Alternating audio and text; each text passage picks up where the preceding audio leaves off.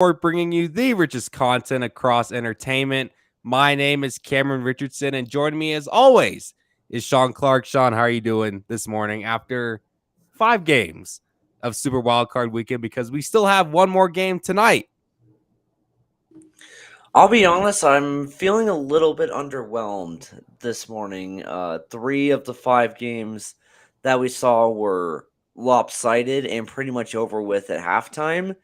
And the other two were extremely ugly and, for the most part, in those 2 games, poorly officiated. So, unfortunately, I'm feeling a little underwhelmed this morning. And I'm not just saying that because my team lost.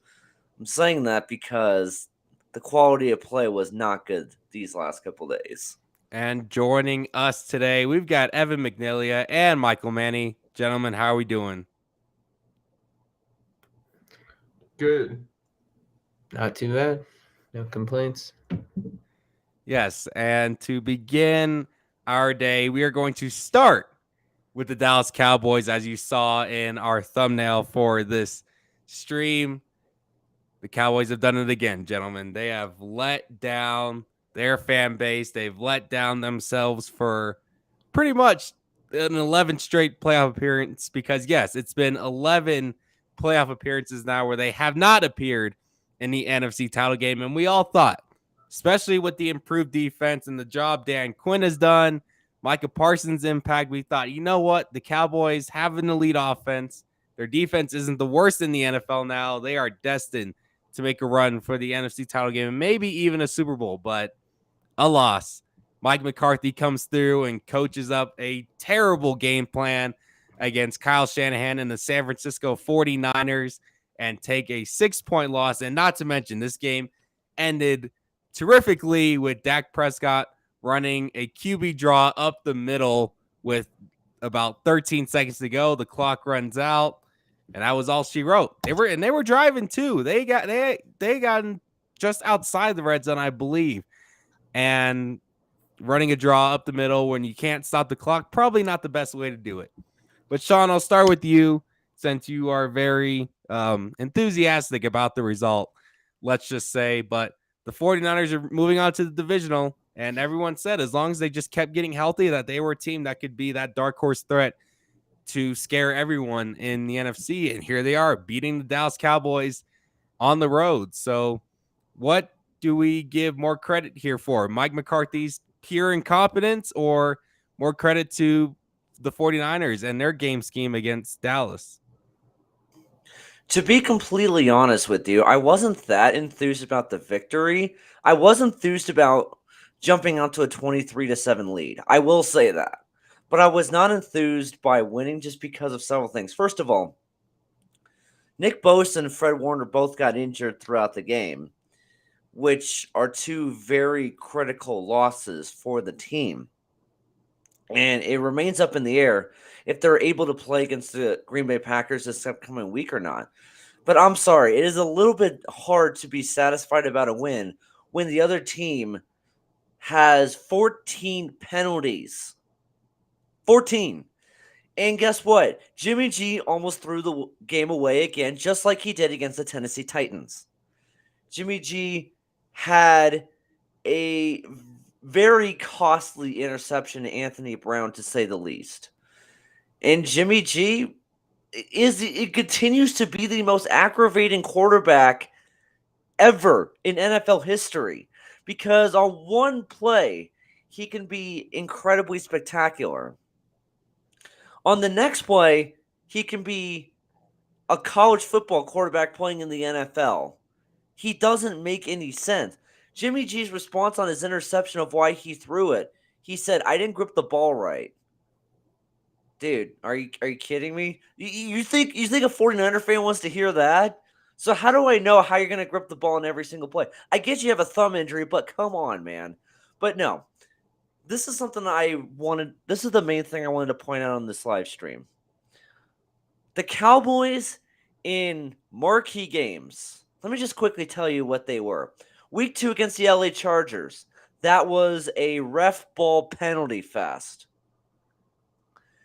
Cowboys going to Arrowhead, They played extremely conservatively, and that was a very unwatchable game just because of how many checkdowns there were, and the Cowboys just didn't feel like they cared.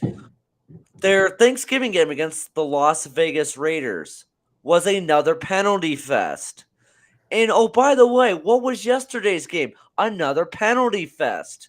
So yeah, I am so incredibly thankful that the Dallas Cowboys are out of these playoffs because almost every time that they are in the spotlight, it is a penalty fest. And I wonder why they have so many penalties. Maybe that's just because your head coach is undisciplined and is in over his head. I'm sorry. The fact that Mike McCarthy has not been fired as the Dallas Cowboys head coach is disgusting. I'm sorry, but it is. Mike McCarthy has held this team back. The offense, outside of a couple explosions, has been in an absolute funk since Dak Prescott came back. We all thought, oh, when the Broncos went into Dallas and blew them out, we all thought, oh, that's just a fluke. Dak is rusty. But no, that was really the start of there's something wrong here. Because the Cowboys offense just hasn't looked great. Only 17 points. Really? Only 17 points? Like, I get the 49ers defense is good. I get that. And I also get that the 49ers for the first 3 quarters were a really good team. I get that. But again, 17 points when you have CeeDee Lamb, Amari Cooper, Dalton Schultz, Ezekiel Elliott, Tony Pollard. I'm sorry, there are no excuses for that, especially that you were gift wrapped points by Jimmy G. It's a terrible showing for the Dallas Cowboys. They need discipline. They need an inspired leader. They need to get rid of Mike McCarthy as soon as possible because just trust me, you can ask Green Bay Packer fans about Mike McCarthy holding the team back. Go ask them. They will gladly tell you.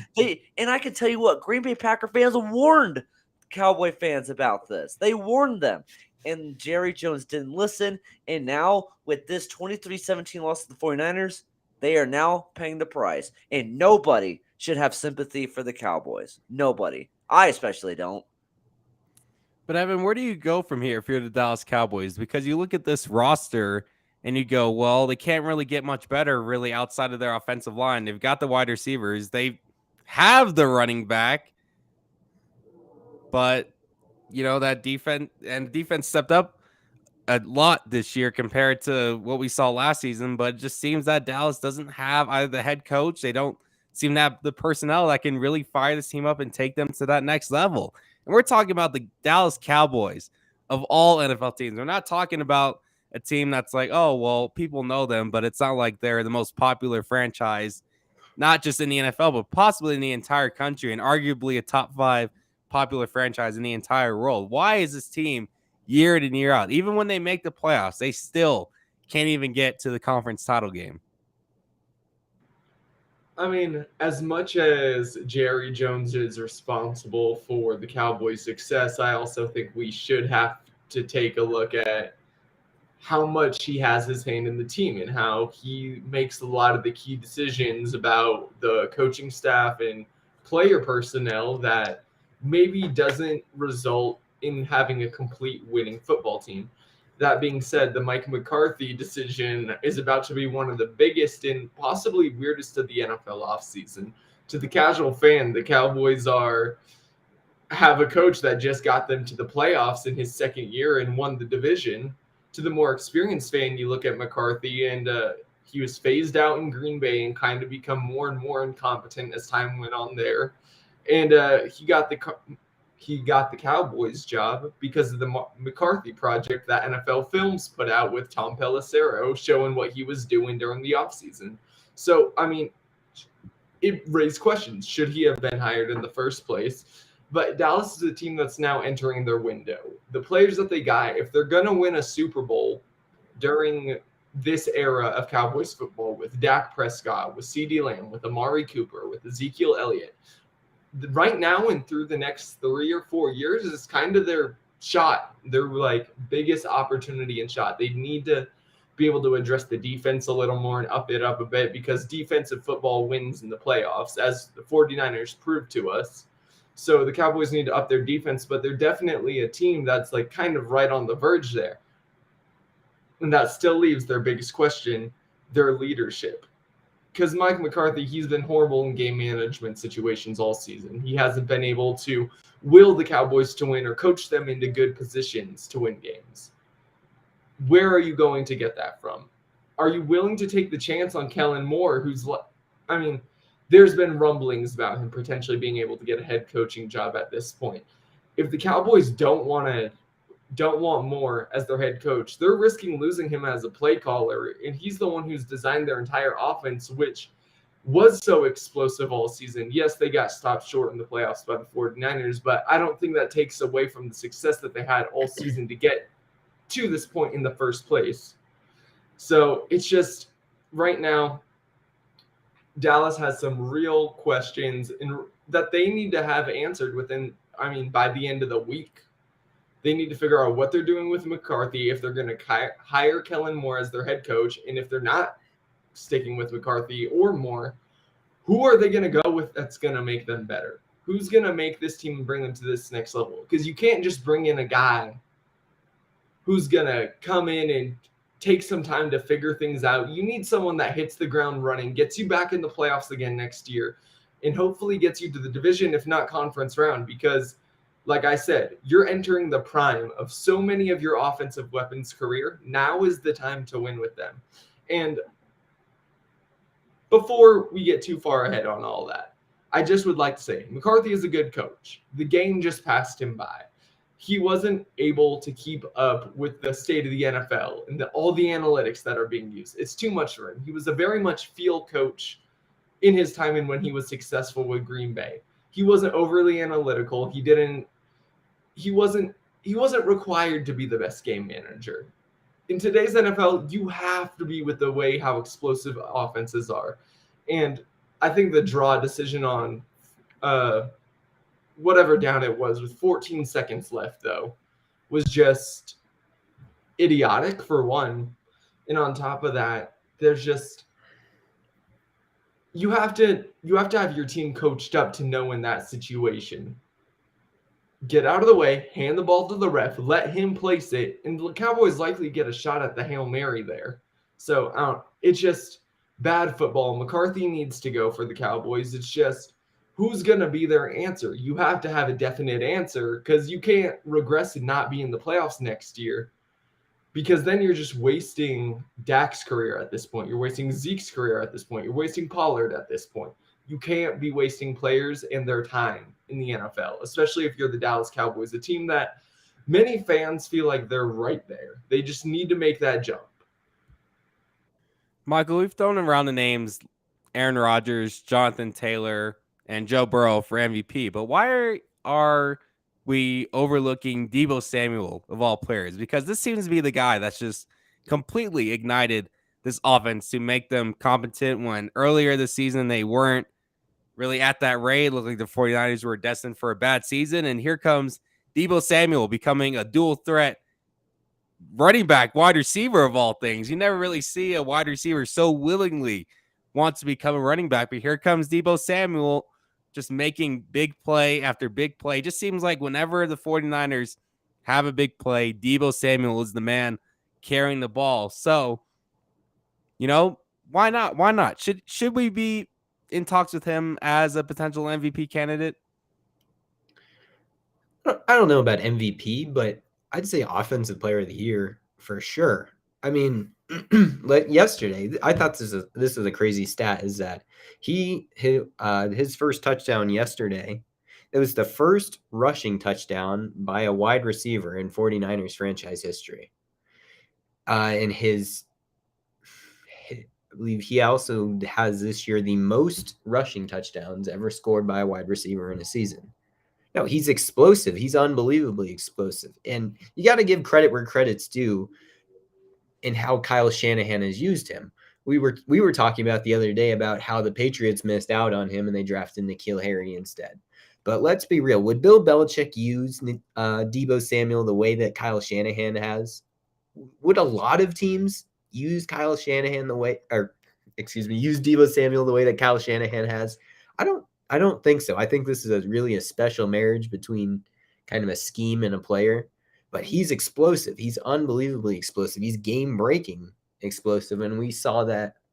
And we saw that yesterday in Dallas, and we saw that a lot in the season finale in LA.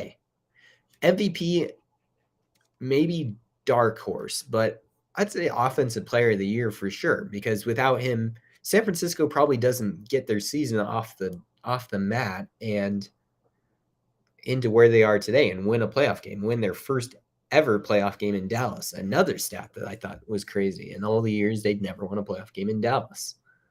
So I think it'd be my pick for offensive rookie of the year. And before we move on, I just wanted to say real quick, because Evan, you were talking about it, that sequence at the end, ridiculous, just ridiculous. And I saw on Twitter, Cowboys fans are mad. The referee was in the way. He hit Dak. He was in the no. You have to hand the ball to the umpire, and he has to touch the ball before you can snap it.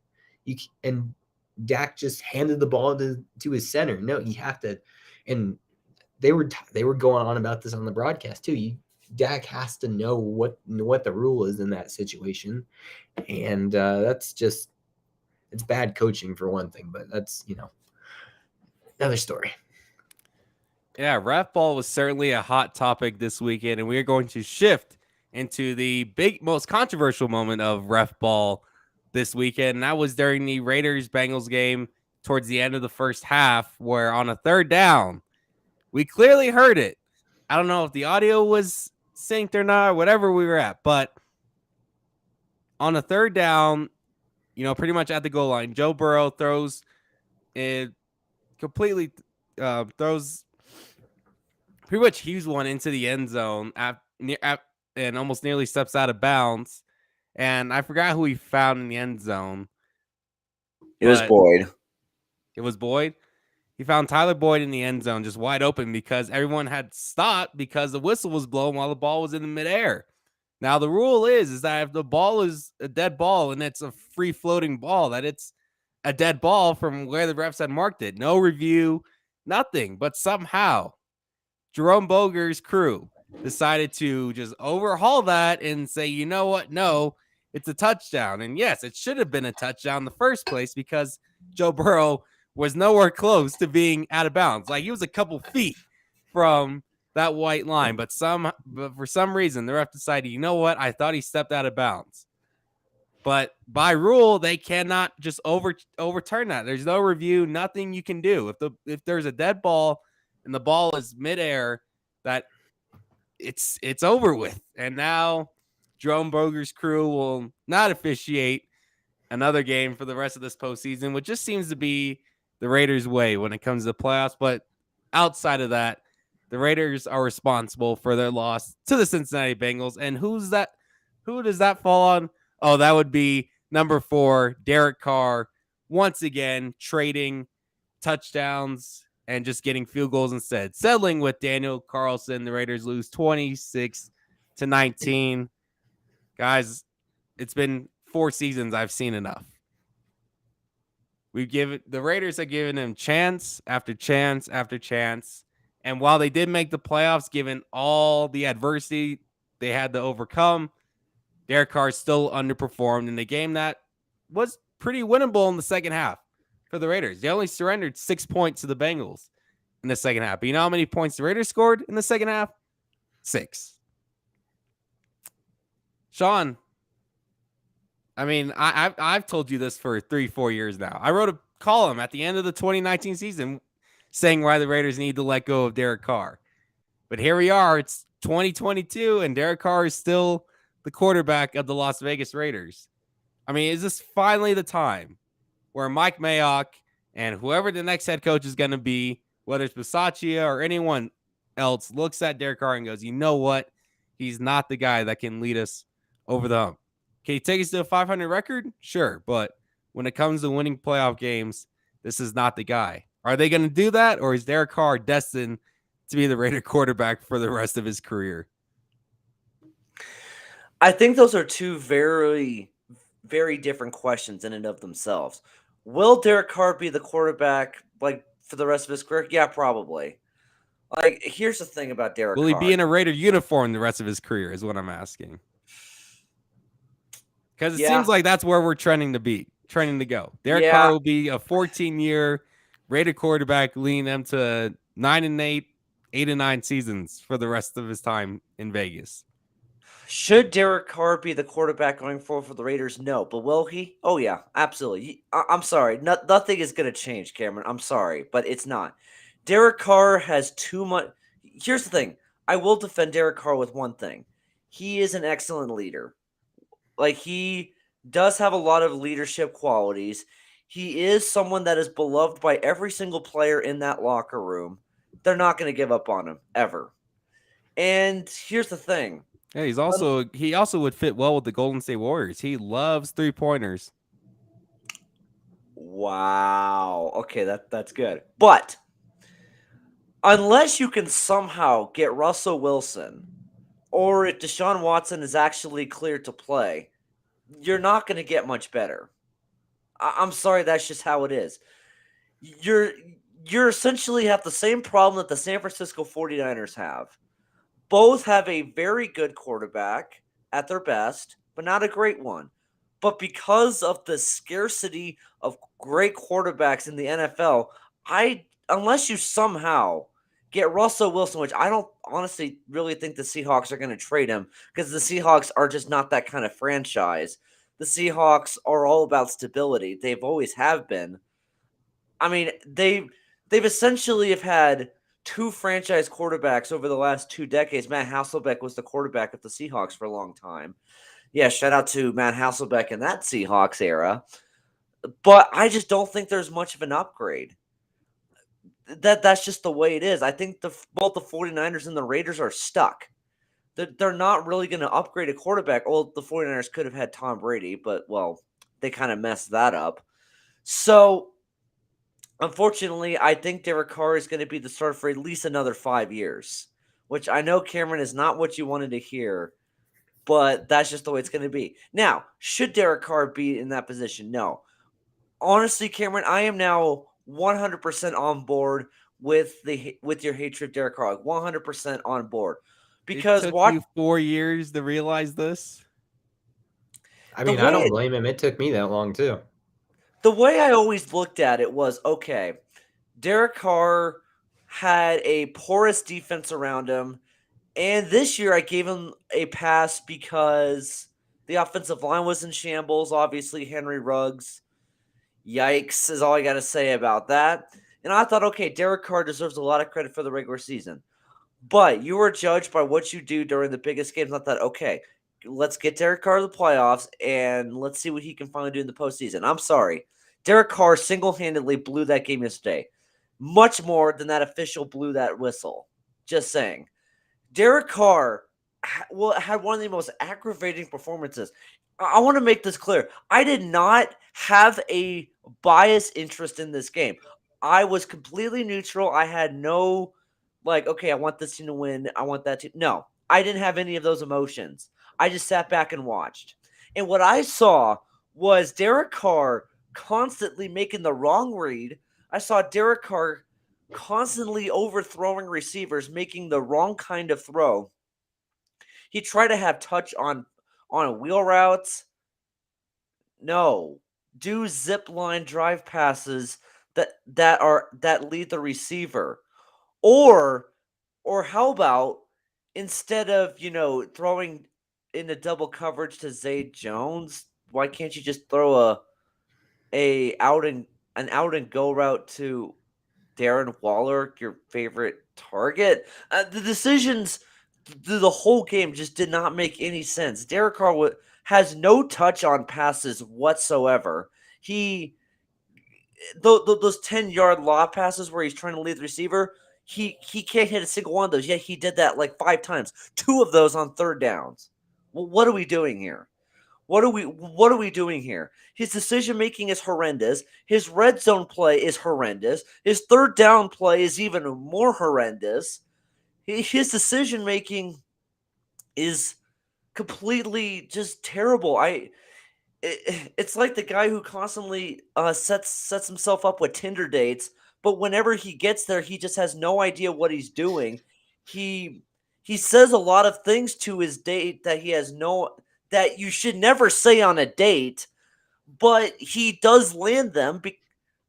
But once he actually gets there, he says the wrong things. He starts getting political, starts talking about religion, which are big no-nos on first dates. And by the way, and here's the kicker: he demands that she pays for at least half the meal, which is also a big no-no. That is Derek Carr as a quarterback.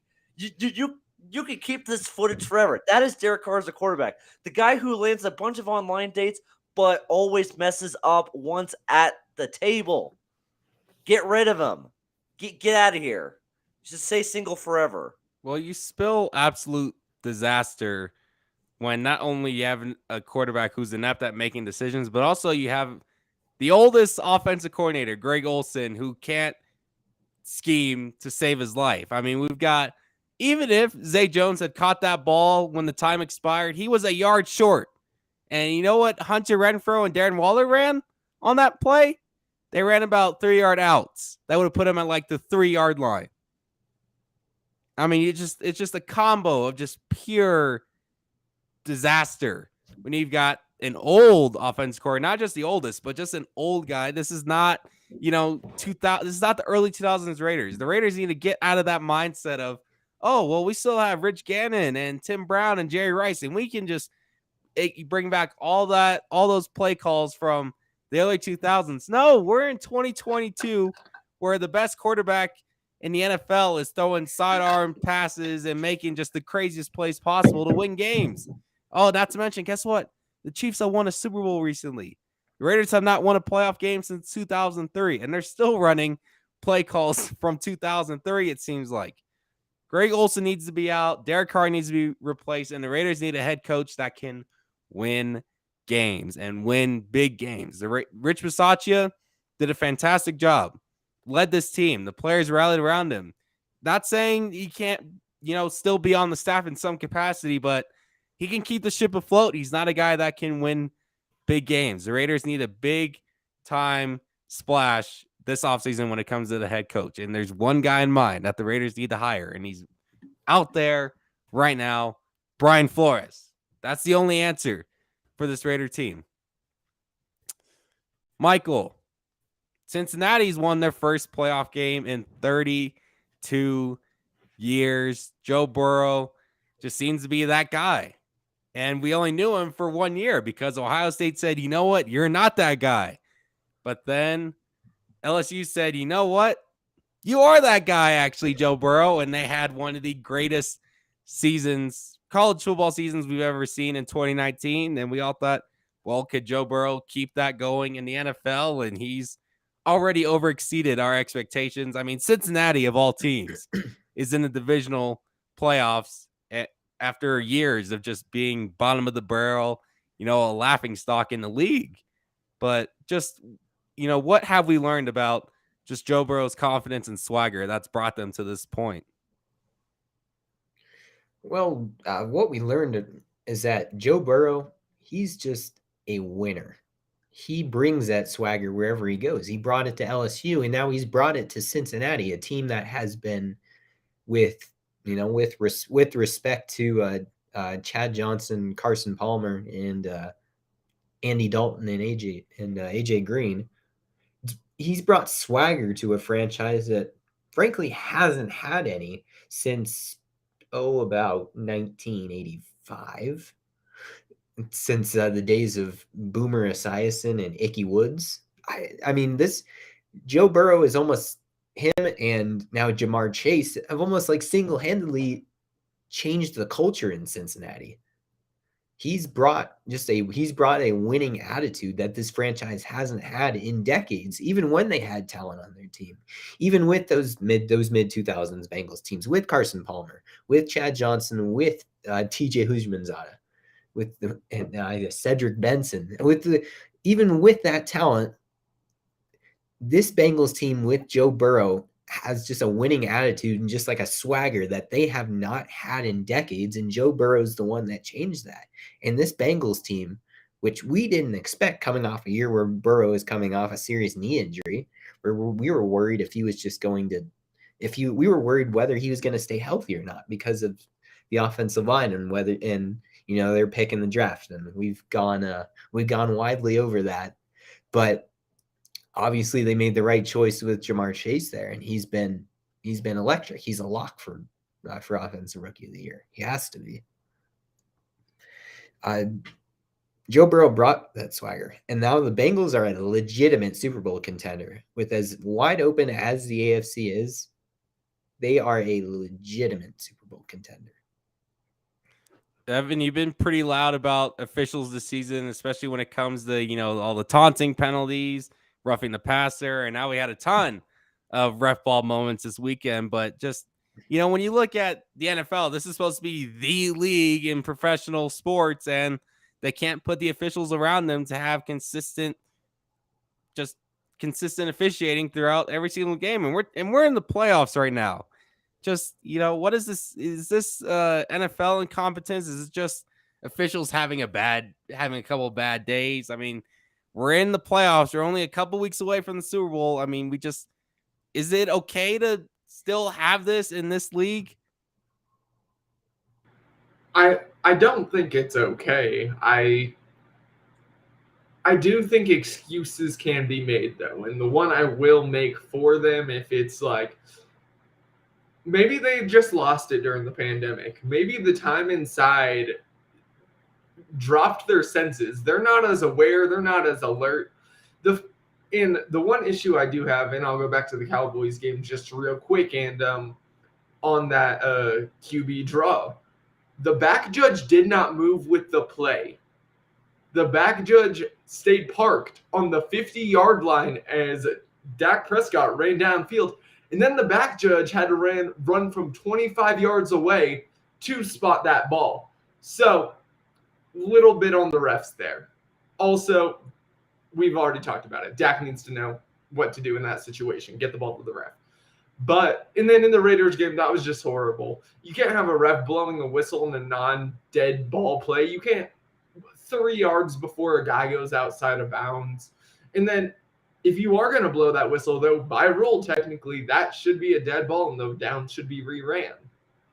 So it's just inconsistencies in the rule book. They didn't even uphold the rules in that Raiders game. Now, I could see the NFL seeing a rule change where if a whistle's blown while the ball's in the air, they allow the play to finish. Like, you're supposed to carry out the play until the ball either falls incomplete or is a catch, and then they could review why the whistle was blown in the first place afterwards. A rule change like that would just allow like that situation to not happen again. But at the same time, it's frustrating to see that we do have this rule book in place. These are the rules the refs are supposed to know and enforce and carry out the game in. And then at the biggest level in playoffs, when teams' seasons are on the line, they're unable to do so. We talk so much about players who are not able to live up to big moments, coaches who can't coach in big moments, play callers who don't call the right plays in big moments. But we don't talk enough, and the NFL doesn't acknowledge enough, refs who can't make the right call in situations that matter. The NFL needs to see consistency amongst its officiating, and it needs to see good officiating in actual upholdment of the NFL rulebook.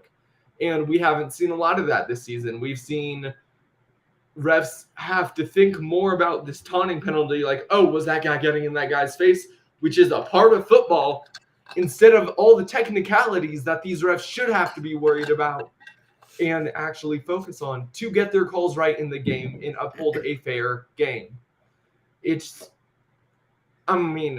That ref crew, have we ever seen this before where a ref crew has been banned from the postseason after being selected as a postseason reffing crew because of how bad they called a playoff game and how bad they screwed over a team in a playoff game?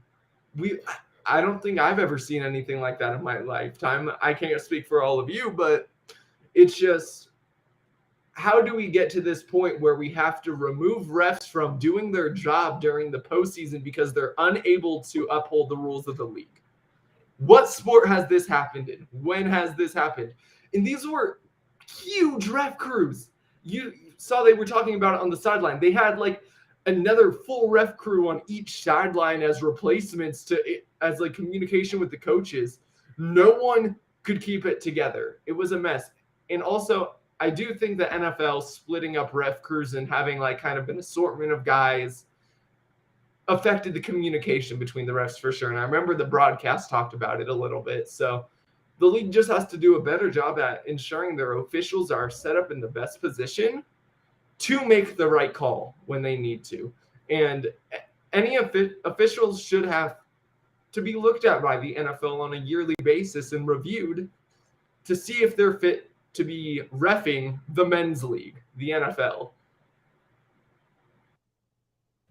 Let's jump over to that Saturday night game between the Bills and Patriots. And it seems like, Sean, we've talked about it before, but the Bills unleashed their frustrations of, falling to the Patriots dynasty for so many years during the 2000s. And now here we are, 2022, and it seems like the tides have shifted to Buffalo taking over the division. And they did it in emphatic fashion, just absolutely running over the Bills. A perfect game, by the way. No punts, no turnovers, no fumbles, nada from the Bills offense. And it seems like they're clicking on all cylinders. They want the Kansas City Chiefs, and that's what we will get next Sunday night. Sean, it seems like the Bills are destined to make a run, but with those Chiefs coming up in the divisional, we saw, that picture of Stephon Diggs after the game against the Chiefs, the AFC title game last year. It seems like this team really wanted Kansas City again. Didn't matter how or what round, but they wanted them as soon as possible after that AFC title game last year. But is this the year that they're finally going to, overcome? Are they going to overcome the Chiefs this year and knock off that dynasty that's trying to be built? Or will Kansas City, after their blowout win of the Steelers last night, although not surprising in the slightest, are they going to come through and knock off Buffalo once again? To quote Jimmy Johnson from the 1993 NFC Championship game, and this is from the perspective of the Bills, we will win the ball game. And you can write that in 3-inch bold letters. How to pull that legendary quote from the archives. The Buffalo Bills are not only going to beat the Kansas City Chiefs, but honestly, you can mark my words here, I don't see them not winning the Super Bowl. And I'm not just saying that because they dominated the Patriots. I am saying this because they have the perfect recipe to do so. First of all, Josh Allen played out of his mind against Bill Belichick's defense. Played out of his mind. The fact that not only did the Bills not have a perfect game, but they scored a touchdown on all 7 of their offensive drives. They did have an 8th, but that was the kneel down. They literally scored a touchdown on every single drive, scoring 47 points. And by the way, it was 5 degrees. You have to keep in mind, it was really, really cold. That's supposed to benefit defenses, not offenses. And they scored 47 points. Imagine what they can do when it's balmy. Oh, Lord. And also, we got to remember that the Bills did have the number 1 ranked defense in the regular season, right? Like, we're not forgetting this, right? The offense was the one that was holding this team back in the regular season. We have to remember that. They lost 9-6 to Jacksonville. Whose fault is that? Not the defense for only giving up 9 points. That's a great defensive performance. Or what about the Bills defense nearly pitching a second half shutout against the Tampa Bay Buccaneers? And that was the last time the Bills lost, by the way. And I do also want to point this out. Last year, the Tampa Bay Buccaneers started the season 7-5, won their last 4 games, and oh, wait a minute, they won the Super Bowl. The Bills started 7-6, won their last 4 games of the regular season. Oh, wait a second. Sounds familiar, doesn't it? And I will say the Buffalo Bills are terrifying, not because they have the top-ranked defense in the league. And who had the top-ranked defense last year? The LA Rams. The LA Rams won a playoff game last year with that top-ranked defense, but they were too limited offensively. But on Saturday night, what was the unit that stood out? The offense. If the Bills' top-ranked defense and that offense can play as well as it did, how are you supposed to beat them? That's a legit question. How are you supposed to beat them? That is a terrifying combination of elite defense and superstar offense. Josh Allen looked great. And what was the other big problem for the Bills this season? Their running game was non-existent. That running game has looked pretty good during the last month. Just saying, that running game has looked pretty good, and Josh Allen has looked as good as he has ever had. If I'm a Chiefs fan, because like I've said, the Bills took out 2 decades worth of frustration and misery on the Patriots. You don't think they're going to want to do the same exact thing to Kansas City after eliminating them in the AFC Championship game last year? I don't think it's going to happen, but there is a chance Buffalo could rout the Chiefs.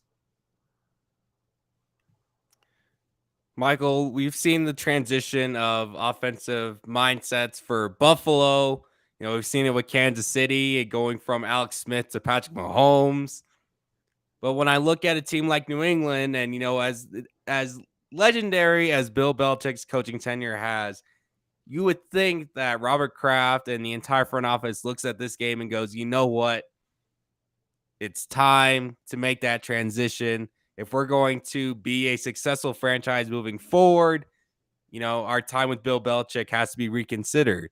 There are a lot of good head coaches out there that could be promoted to head coach. Is it time for the Patriots to look into a new direction without Bill Belichick? There's no chance that Robert Kraft does that. There's zero chance. Bill Belichick coaches until Bill Belichick says he does not want to coach anymore. Sean, it's 2022. It's not the 2010s anymore. Cameron, this is a new era for the. Do you want to see the Patriots succeed or not? I'm just Hold saying. on. The Patriots just got beat by 30 against a Bill team that decided, Belichick you is know going- what? We're going to transition out and become a team that's going to score at will and not score just 6 points against Jacksonville. Cameron, you are talking about, I would just want to point out, you are talking about the greatest coach to ever live. That man is going to coach until he does not want to coach anymore. And you score think 10 points a game. Fine. Do you think Robert Kraft is going to go into Bill Belichick's office and say, by the way, I'd recommend a great book on the Patriots dynasty. It's called The Dynasty by Jeff Benedict. And that book has it had just a lot about Robert Kraft as an owner, as a man, I learned a lot about him from reading that book. And just even without not knowing a ton about Robert Kraft, which I happened to do after I read that book, but just Robert Kraft is not, no matter what, he's not going to just march into Bill Belichick's office and say, you know what, Bill, I think we're going to go in a different direction. That's ridiculous. That is ridiculous. I get it. It's a transition period. By 30. It's a transition period. I get it. Could not force a turnover and couldn't score on their own will. You have to make that transition at some point. So what?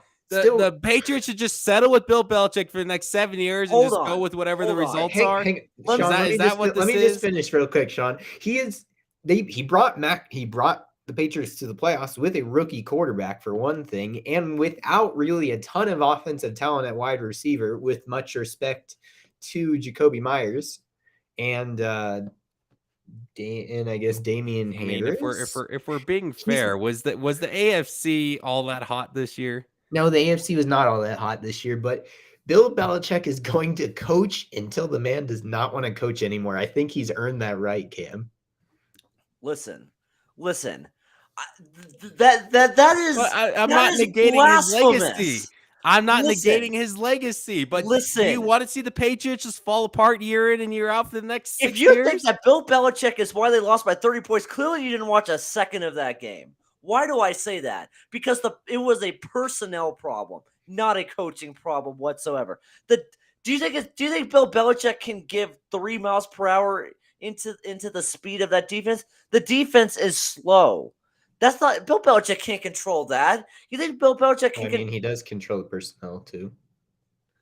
right, but do you think he could just magically make them run faster? No. Also, do you really think that with that wide receiving core that the Patriots have, that they could beat a team that was scoring on every single drive?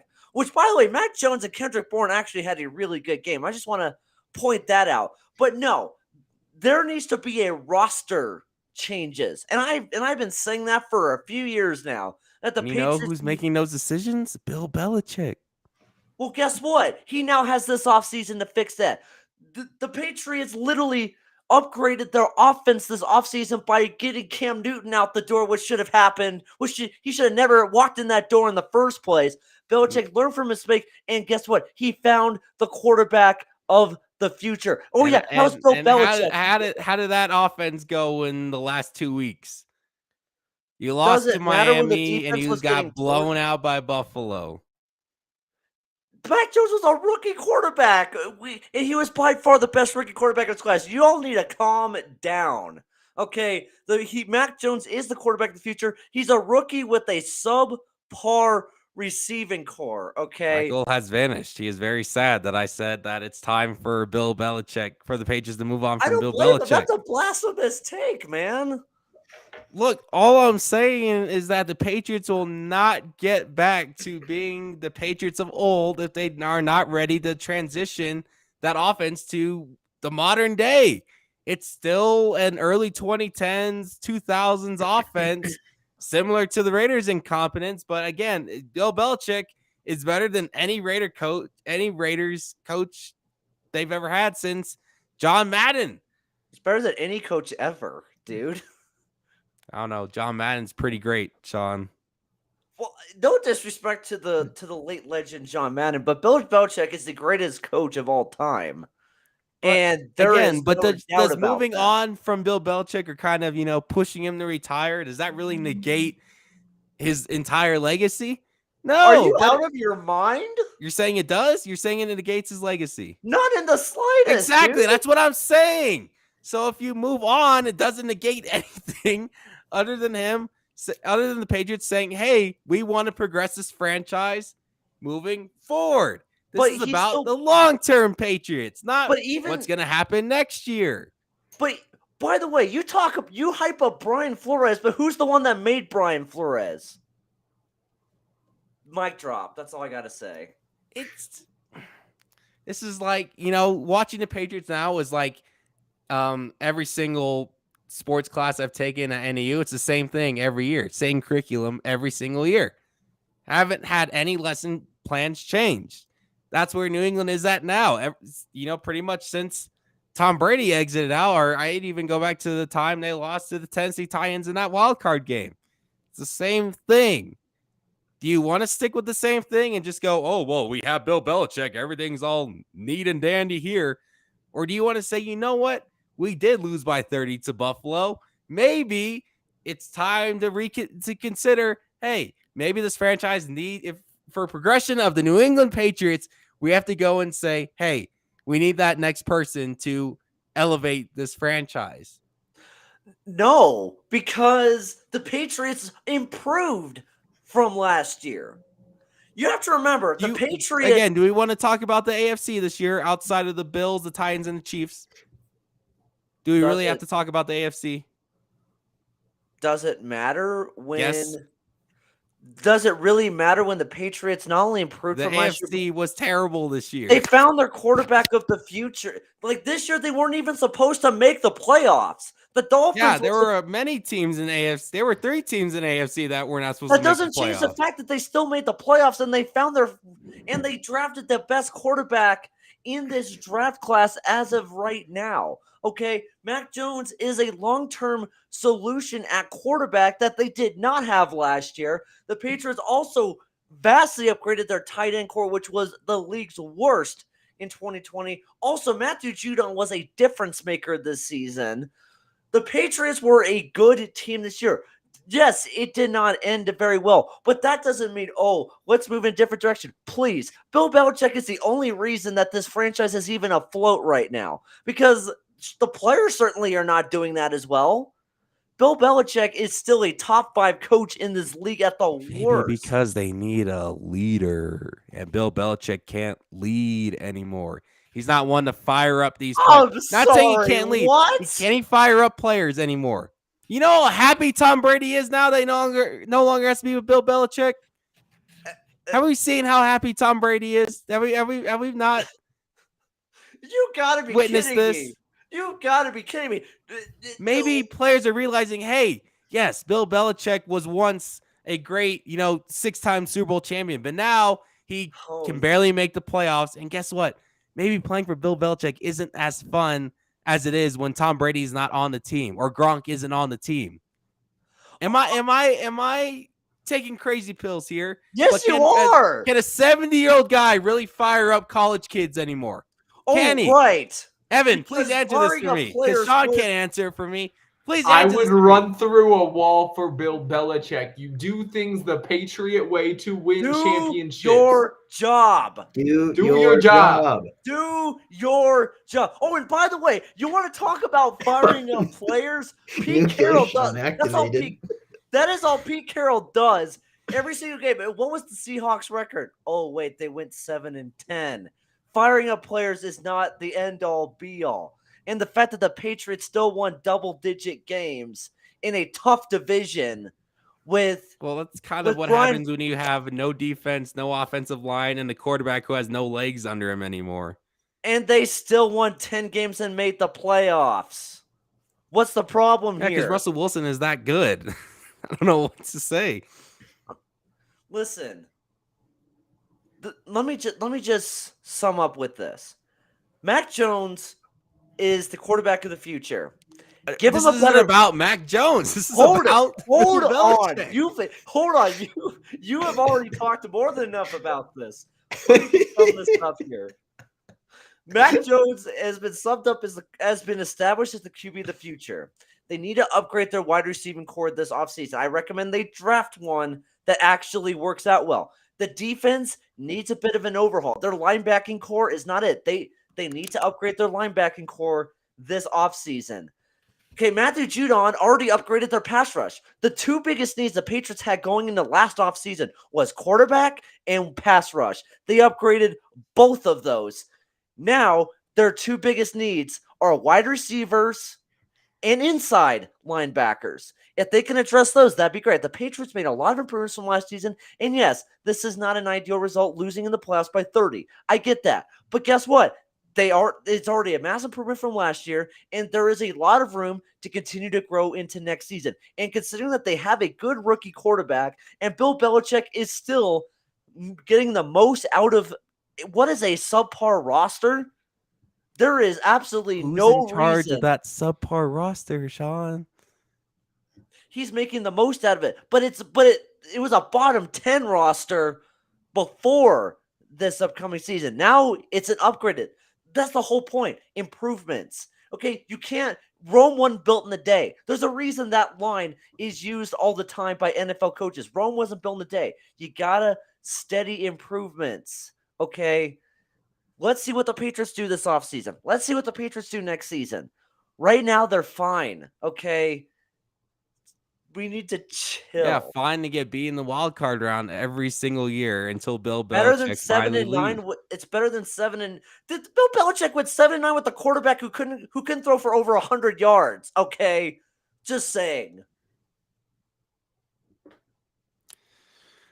Oh boy. I don't even know where to go from here. We should just end the show on that, in my opinion. But let's not talk about the NFL anymore. Let's talk about some college basketball, because we've got some madness going on. A lot of ranked teams fell off. We'll save the Eagles for Wednesday or whatever, because we're going to have a lot of NFC East talk, trust me, with our good old Johnny Crane joins us Wednesday, and he's probably got a lot to say about the Dallas Cowboys, so we're going to keep that NFC East going. But Auburn, of all teams, Bruce Pearl just seems to coach up some fantastic teams. Wendell Green is going off for Auburn. Auburn just seems to have all cylinders clicking, and they don't look like a surprise when we go into March Madness and they're in the national title game. No, Final Four, like they were.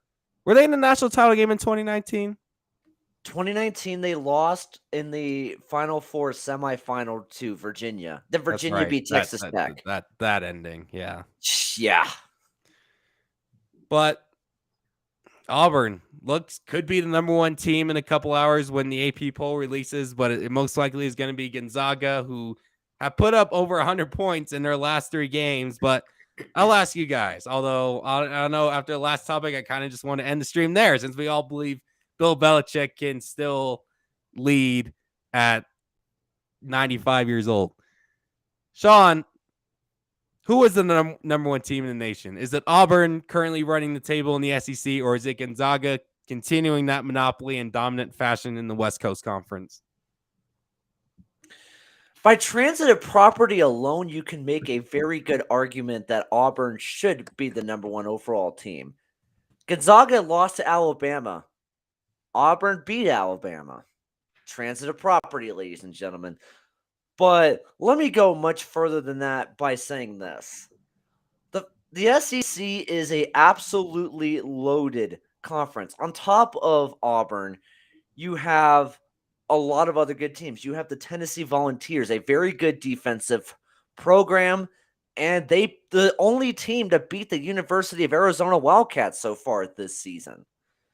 Tennessee is looking solid. Arkansas looks like they're going to be about a 9-10 seed somewhere in there. Eric Musselman is a good coach. LSU looks like they are a legitimate second weekend team who are very good inside, and they're very good at the mid-range jumpers. Their 3-point shooting can improve, but LSU is a pretty good team all around. Mississippi State looks like a pretty solid team. They're on the rise. Kentucky is playing their best basketball right now. Also, Alabama's still there. They did beat Gonzaga, which is saying something. And Texas A&M and Florida are not bad either. The SEC is an absolutely loaded conference thus far. And guess what Auburn is doing with it? They are running the table, and that should help them with their consideration. They beat LSU by 15. They beat Florida by 12. They won on the road at Alabama, and they overcame a deficit against a dangerous Ole Miss team that can be fluky shooting-wise, but they were great in the first half. Now, how great is Auburn will be determined on Saturday, because you want to know who they play on Saturday? Kentucky. And Kentucky is playing legit basketball. That game is going to be incredible.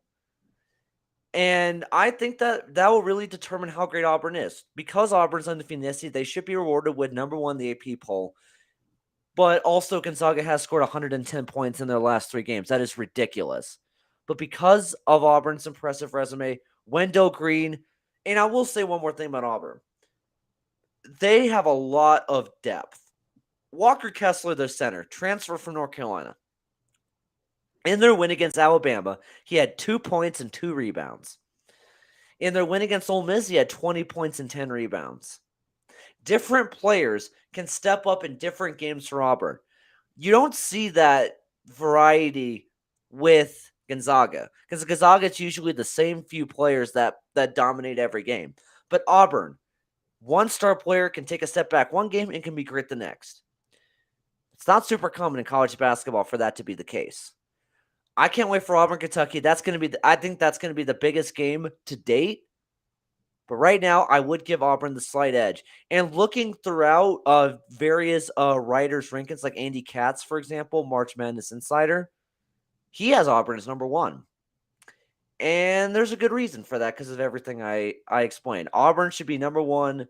And I tell you what, Bruce Pearl building a winning culture for a Auburn men's basketball program that hasn't really had a winning culture. They've never even been to a national title game. That might change this year. Michael, while it's up in the air on who the number one team will be, could we say that we have half of our Final Four locked? I mean, as crazy as March Madness is, it seems like Gonzaga and Auburn have proved that they are the two best teams in college basketball.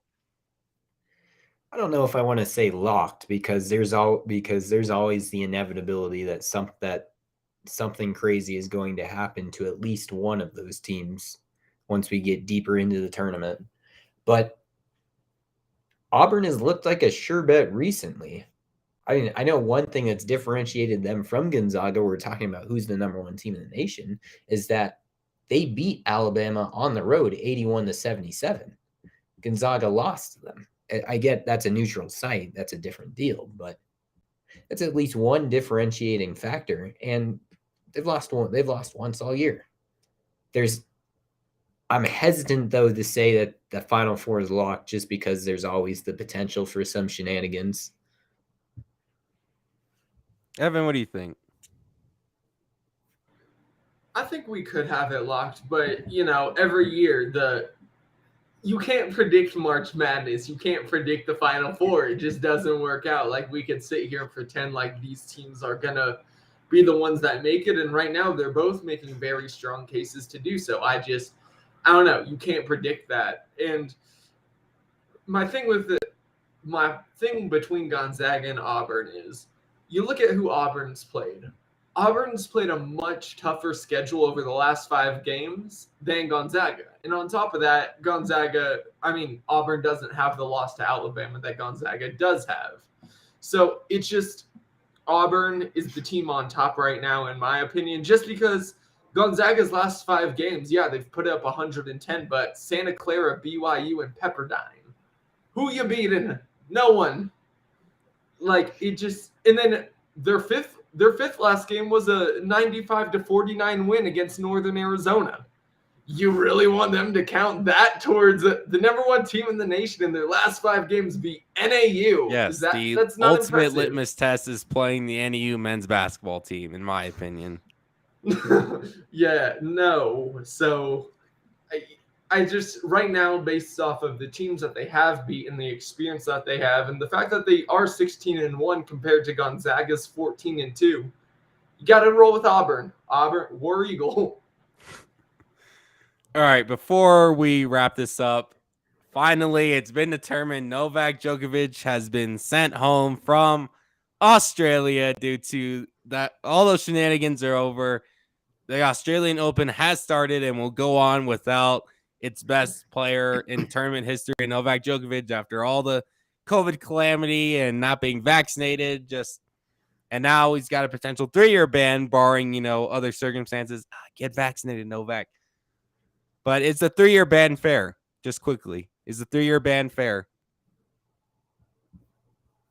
110%. You don't protect everyone around you. You don't get vaccinated. You're selfish. These are the consequences. And I have no sympathy for anyone. And you just didn't follow the rules of the host country, for one thing. Add that to the list. I don't think a 3-year ban might be fair. What I'd like to see them do is just say, until COVID no longer exists, you are not allowed in our country. And if that's shorter than 3 years, fine. But if that's like 5-10 years, no tennis in Australia for Djokovic. Let him go. Like, until the pandemic's over, he shouldn't be allowed in Australia. And finally, before we say goodbye, Michael Manny, Cardinals or Rams tonight? Really gonna make me pick here? Yes, because I see the giant Cardinals flag behind you.